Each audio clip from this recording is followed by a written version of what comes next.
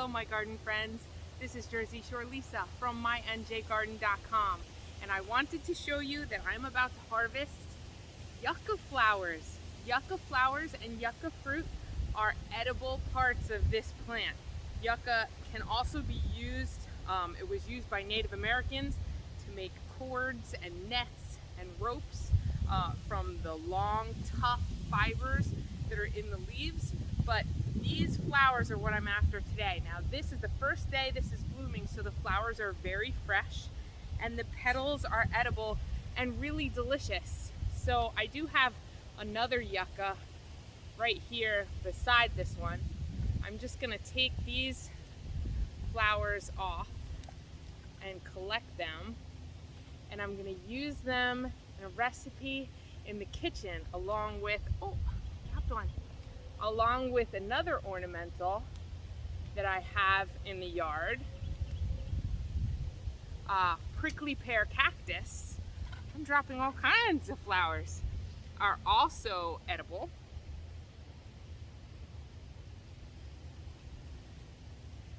And so we're going to saute together some yucca flowers and some prickly pear to make a vegetable side dish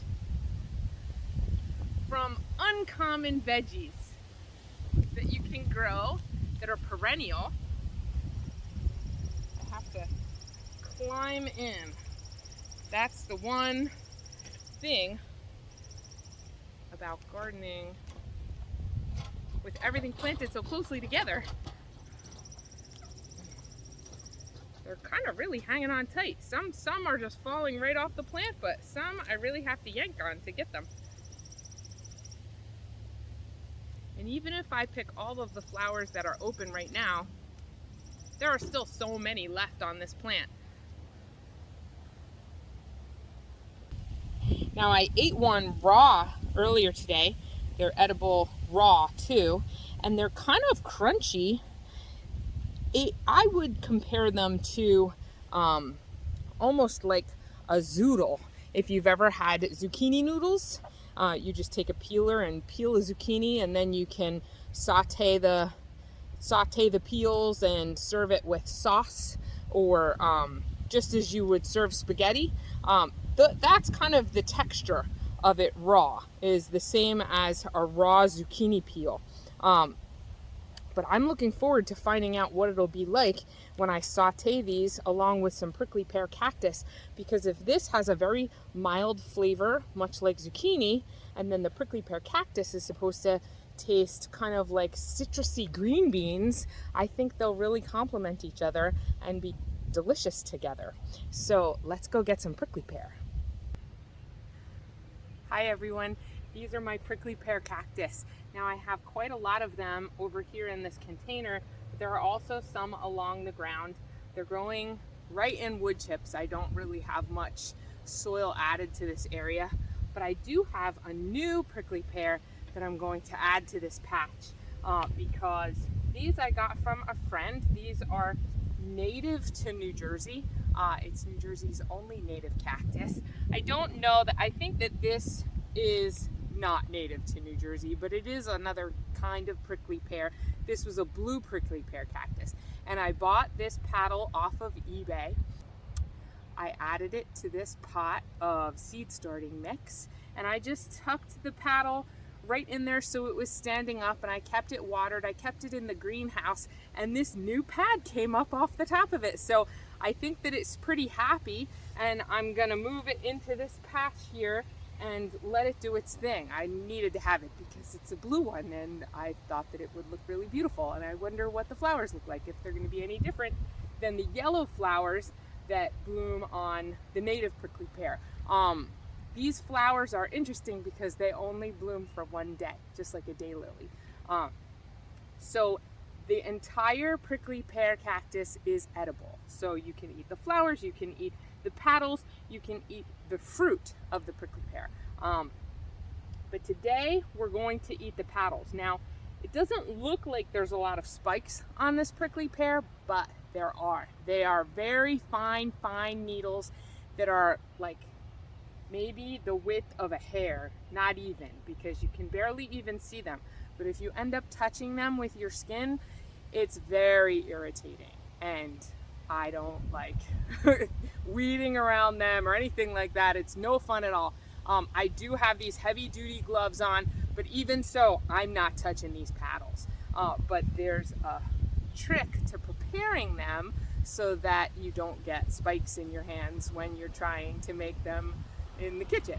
So what I'm gonna do is I'm gonna be really careful not touch them and take these paddles and collect them in my little container here.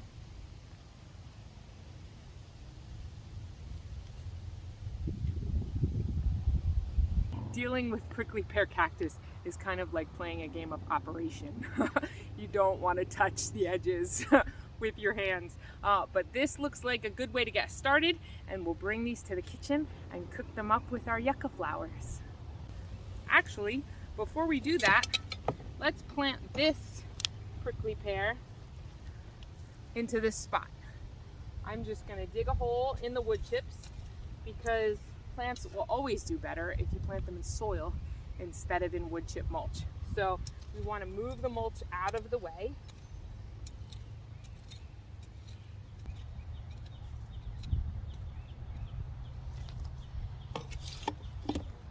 And then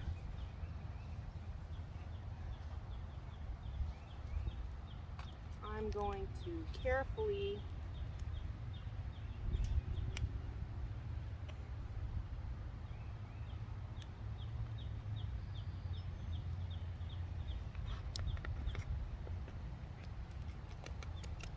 turn that over. And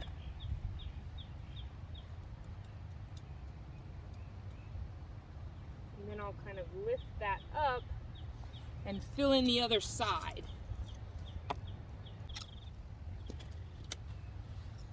And there we go. Looks good to me. I'll water him in, and then it'll be good to go. We'll have more cactus for our cactus patch.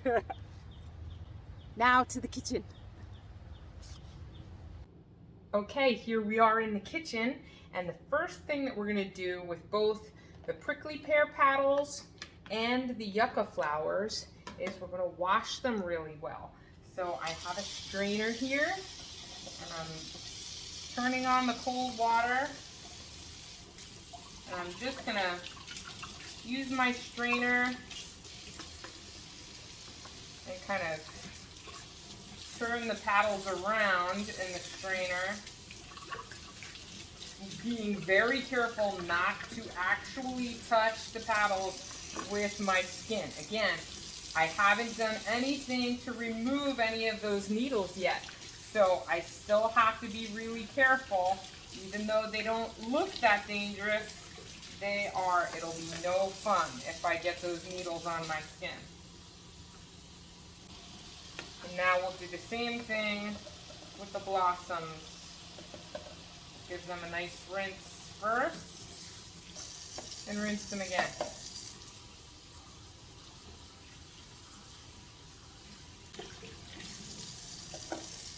Okay. Here we go. All clean. Here's what we're gonna do. I have these tongs, and I'm gonna turn on the heat on my stove so that it's very high. And then I'm gonna grab the paddles of the prickly pear. I'm gonna hold it very close to the fire to really burn off all those little tiny hairs that could potentially stab me. Oh, it's really singeing.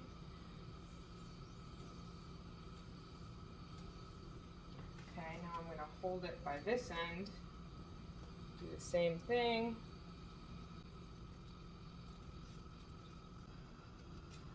I sure do hope that this is taking care of those little spikes, because I don't want them on my hands.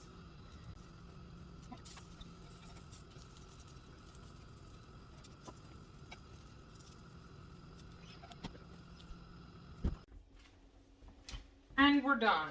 So now that the spines have all been burned off, I'm going to scrape off these thorny bits.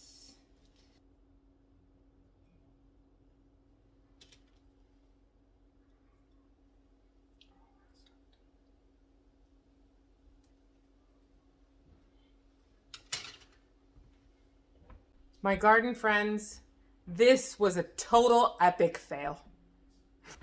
I tried burning off all the needles on the prickly pear cactus paddles. I tried. I thought I did it.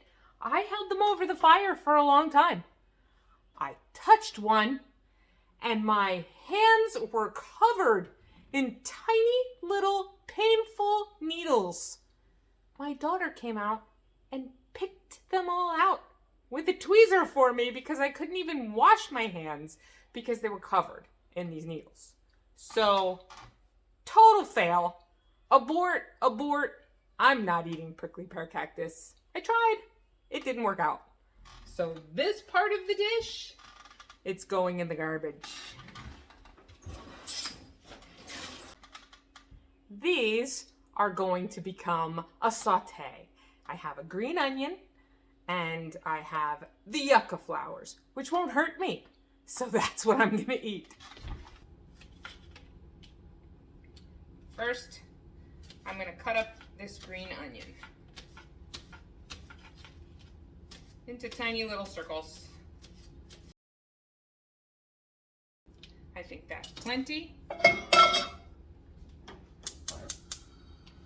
I'm gonna put my pan over medium heat.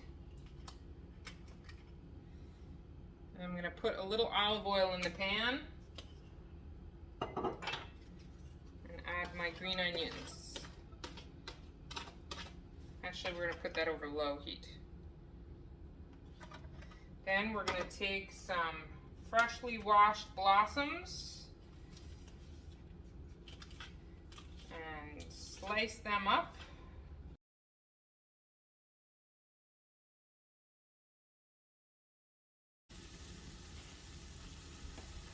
I think the middles of the flowers will be harder and probably take longer to cook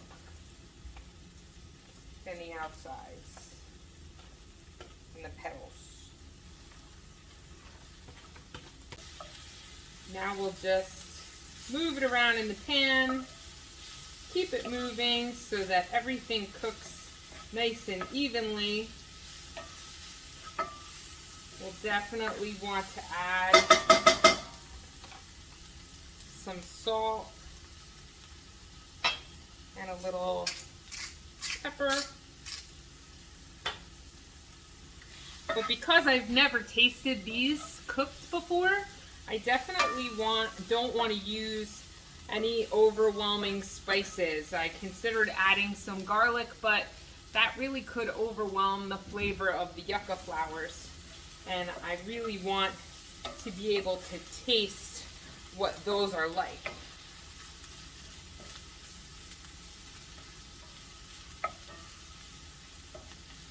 It looks like, I mean, they're so delicate. It looks like they're cooking up fairly quickly. And as they cook, they're actually deepening into a much greener color than when I first put them in. Like when they're raw, they're very white. They're with just a hint of green. But as they cook, the green color really comes out more.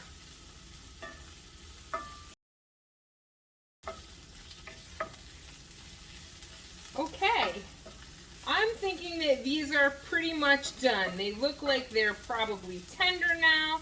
They look much softer than when I first put them in the pan. And it really smells pretty terrific. So I'm going to turn off the heat and put these onto the plate.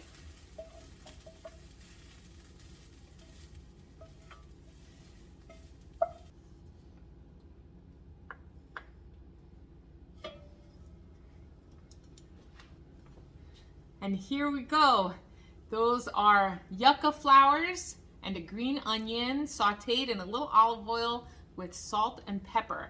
Now, I have seen that some people serve these with eggs as well. So that might be a really lovely dish. But right now, I just want to taste what these are like all on their own so I get an idea of what the flavor is like.